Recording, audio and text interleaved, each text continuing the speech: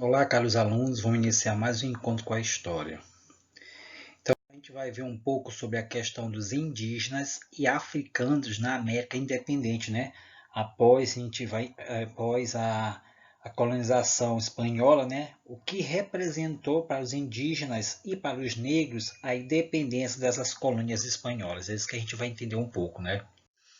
Então, a partir daí a gente vai ver o legado colonial, né? O que a independência das colônias espanholas representou para os negros e os indígenas. É isso que a gente vai ver um pouco sobre esse legado colonial, né? A partir da independência das colônias espanholas na América, não significou maior liberdade e nem para as populações indígenas originárias e nem para os africanos escravizados. Em alguns países, o tributo indígena foi restabelecido para gerar renda para os estados. Em outros, campanhas militares foram organizadas para expulsar os nativos das suas terras ancestrais, com muito intuito de transformar os indígenas em pequenos proprietários e orientar sua produção para o mercado, os novos estados nacionais cancelaram o princípio de posses comunitárias da terra e essas medidas faziam parte das reformas liberais que tinham por objetivo reformar as estruturas coloniais com base nos princípios do liberalismo. Com essas reformas, no entanto, muitas terras foram parar em mãos de grandes fazendeiros e os indígenas se tornaram mão de obra barata e maltratada na mineração e na agricultura. Tudo isso ocorreu, né, a partir do momento desse legado colonial que começou a transformar o convívio, o habitat, né, dos indígenas a partir desses pequenos proprietários, né, que foram orientados para a produção e para o mercado de novos estados nacionais. Surgindo assim as resistências indígenas. Né? As resistências indígenas, né, esses indígenas de diferentes estados hispano-americanos reagiram à violação dos seus direitos. Durante o século XIX, muitos denunciaram os desvios de cursos de rios por fazendeiros, pressionaram os estados e aboliram os tributos que passaram sobre eles recorrerem aos tribunais de defesa dos interesses, né, que promoveram revoltas armadas. Nos meados do século XIX, por exemplo, indígenas da Argentina, com apoio dos araucanos, né, vindos do Chile, formaram grandes confederações ao sul de Buenos Aires, governadas por caciques, e ali estavam e atacavam as cidades e fazendas de crioulos que saqueavam gados e sequestravam mulheres e crianças brancas, e a partir daí esses ataques eram chamados de malones, né? Esses ataques eram chamados de malones a partir desse momento que começou a ocorrer esse tipo de acidência, né, a partir do século XIX. Um dos mais famosos ocorreu foi em 1836, quando cerca de 2.000 indígenas guerreiros liderados pelos caciques José Maria Railef, né, atacaram as cidades de Buenos Aires, né, Codobá, né, de Santa Fé, e aqueles Marlon rendeu os indígenas cerca de 100 mil cabeças de gados.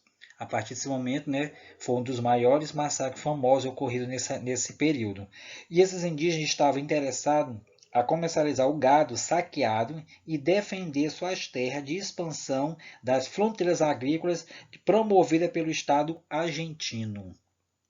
Tudo isso ocorreu por conta desse massacre. E a partir desses indígenas resistiram, né, por muito tempo, mas a partir da década de 1870, quando as tropas federais retornaram vitoriosas da Guerra do Paraguai, em 1864 e 1870, o cerco se fechou, né? E os nativos passaram a sofrer ações ofensivas e violentas por parte dos governos republicanos.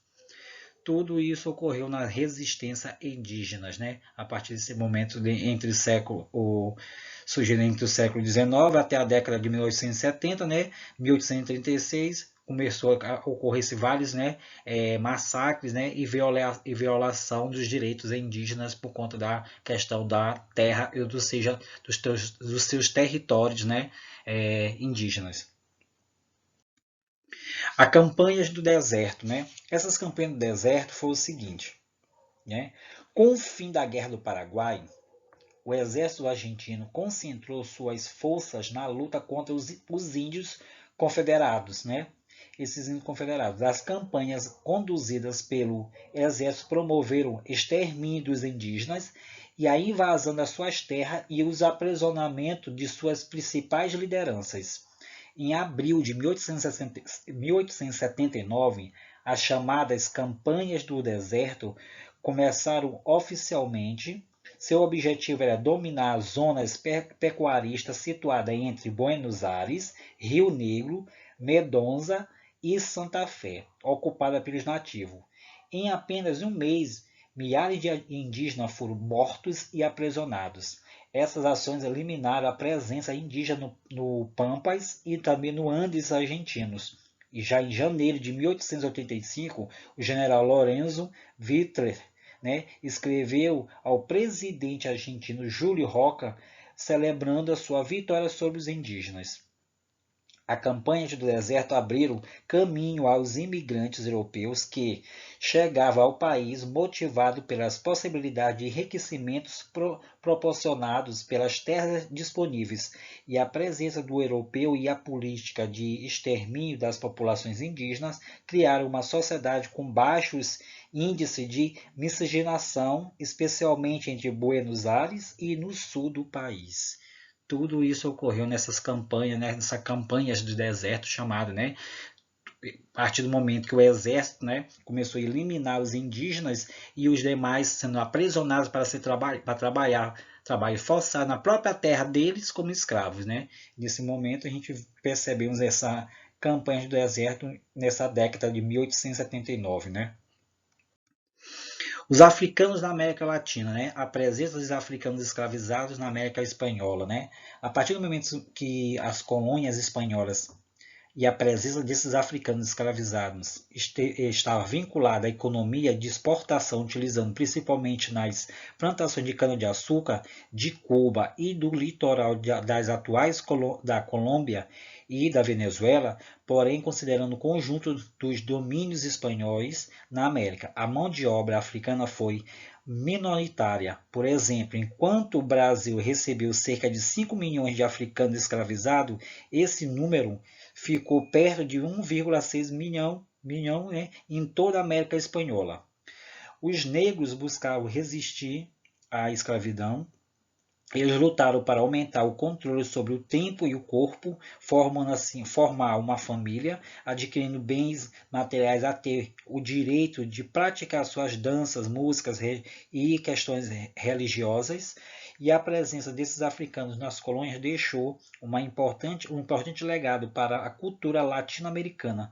Muitos chegaram a formar comunidades semelhantes aos quilombos do Brasil, como os cubis, né, na Venezuela, e os palequens, né, na Cuba e na Colômbia.